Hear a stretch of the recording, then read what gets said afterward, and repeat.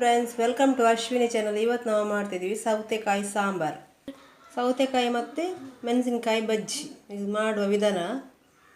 ಈಗ ಮೊದಲಿಗೆ ಸೌತೆಕಾಯಿ ಬೇಯಲಿಕ್ಕೆ ಇಡುವ. ಒಂದು ಪಾತ್ರೆ ಇಟ್ಟು ಸೌತೆಕಾಯಿ ಬೇಯಲಿಕ್ಕೆ ಇಡುವ. ಈಗ ಉಪ್ಪು ಹಾಕುವ. ಸಿಪ್ಪೆ ತೆಗೆದದ್ದು ಸೌತೆಕಾಯಿ, ನಾನು ಸಿಪ್ಪೆ ತೆಗಿತೀನಿ. ಒಂದು ತುಂಡು ಬೆಲ್ಲ ಹಾಕುವ, ಸಾಂಬಾರಿಗೆ ಒಳ್ಳೆ ಆಗ್ತದೆ. ಈಗ ಒಂದು 5 ನಿಮಿಷ ಬೇಯಲಿಕ್ಕೆ ಬಿಡುವ. ಈಗ ಬಜ್ಜಿ ಮಾಡಲಿಕ್ಕೆ ಒಂದು ಅರ್ಧ ಸ್ಪೂನು ಉಪ್ಪು ಹಾಕುವ, ಅರ್ಧ ಸ್ಪೂನು ಖಾರದ ಪುಡಿ, ಸ್ವಲ್ಪ ಅರಶಿನ, ಒಂದು 3 ಸ್ಪೂನು ಕಡಲೆ ಹಿಟ್ಟು.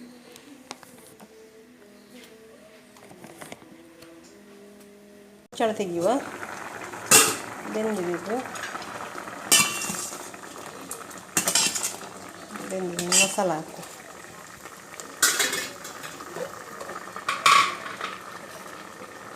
ಮಸಾಲ ಹಾಕು. ಈಗ ಮಿಕ್ಸ್ ತೆಳ್ಳದ ನೀರನ್ನು ಸಹ ಹಾಕು. ಅದಕ್ಕೆ ಚೆನ್ನಾಗಿ ಮಿಕ್ಸ್ ಮಾಡುವ. ಚೆನ್ನಾಗಿ ಮಿಕ್ಸ್ ಮಾಡುವ. ಮಿಕ್ಸ್ ಮಾಡಿ ಒಂದು 5 ನಿಮಿಷ ಕುದಿ ಬರಲಿ. ಇನ್ನೊಂದು ಸೈಡಲ್ಲಿ ಬಾಣಲೆ ಇಡುವ. ಅದಕ್ಕೆ ಸ್ವಲ್ಪ ಎಣ್ಣೆ ಹಾಕುವ ಒಗ್ಗರಣೆಗೆ. ಈಗ ಎಣ್ಣೆ ಬಿಸಿಯಾಗಿದೆ, ಸಾಸಿವೆ ಹಾಕುವ. ಸಾಸಿವೆ ಹಾಕಿ ಈಗ ಸಾಸಿವೆ ಪಟ ಪಟ ಆಗಬೇಕು, ಸಿಡಿಬೇಕದು. ಈಗ ಸಾಸಿವೆ ಪಟ ಪಟ ಆಯಿತು. ಬೆಳ್ಳುಳ್ಳಿ ಹಾಕುವ.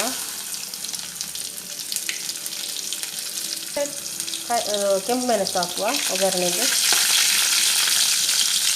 ಕರಿಬೇವು ಹಾಕುವ.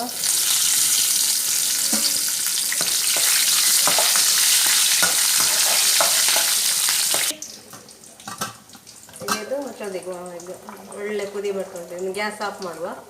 ಈಗ ಒಗ್ಗರಣೆ ಹಾಕುವ ಮುಚ್ಚಳದಿಕ್ಕಿ.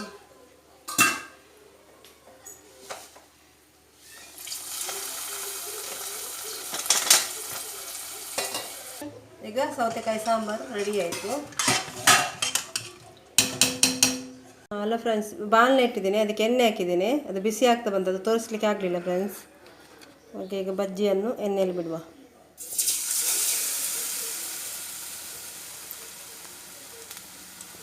ಮೆಣಸಿನ ಬಜ್ಜಿ ಎಣ್ಣೆಯಲ್ಲಿ ಇಟ್ಟು ಒಳ್ಳೆ ಆಗ್ತದೆ ಊಟಕ್ಕೆ.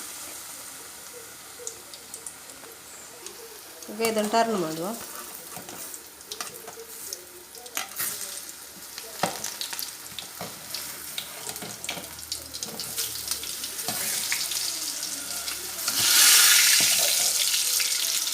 ಈಗ ಇದನ್ನು ತೆಗೆಯುವ. ಇದಾಯಿತು, ಫ್ರೈ ಆಯಿತು.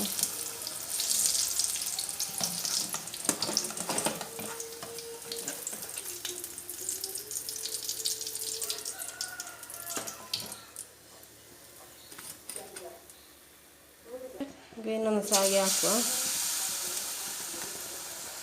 ಆಯಿತು. ಈಗ ಸೌತೆಕಾಯಿ ಸಾಂಬಾರು ಮತ್ತು ಮೆಣಸಿನಕಾಯಿ ಬಜ್ಜಿ ತುಂಬ ಟೇಸ್ಟ್ ಆಗ್ತದೆ. ಸೌತೆಕಾಯಿ ಮತ್ತು ಮೆಣಸಿನಕಾಯಿ ಬಜ್ಜಿ ಇದು ತರಕಾರಿ ಒಳ್ಳೆಯ ಕಾಂಬಿನೇಷನ್. ಓಕೆ, ಈ ವಿಡಿಯೋ ನಿಮಗೆ ಇಷ್ಟ ಆದರೆ ಲೈಕ್ ಮಾಡಿ, ಶೇರ್ ಮಾಡಿ, ಕಮೆಂಟ್ ಮಾಡಿ, ಮತ್ತೆ ಸಬ್ಸ್ಕ್ರೈಬ್ ಮಾಡಿ. ಇನ್ನೊಂದು ವಿಡಿಯೋದಲ್ಲಿ ಸಿಗ್ತೀನಿ ಫ್ರೆಂಡ್ಸ್. Bye friends.